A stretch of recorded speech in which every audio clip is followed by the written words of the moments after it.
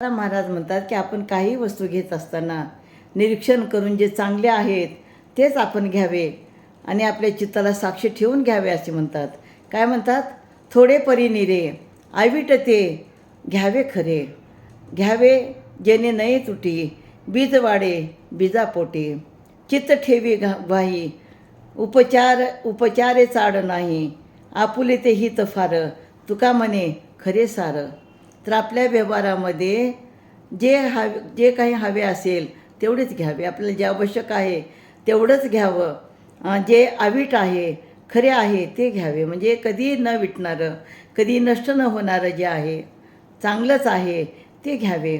असे काही घ्यावे त्यापासून नुकसान होणार नाही. तर आपण आपल्या जीवनामध्ये अशा काही गोष्टी घ्यायला पाहिजे, म्हणजे चांगले विचार, चांगलं वर्तन. तर ह्या अशा गोष्टी जर आपण घेतलं तर त्यापासून आपल्या जीवनामध्ये कसलंही नुकसान होणार नाही आणि एका बीजापासून अनेकाची उत्पत्ती होईल असे घ्यावे. काहीही घेताना निरीक्षण करून आपल्या चित्ताला साक्षी ठेवून घ्यावे, तेवढेच खूप आहे.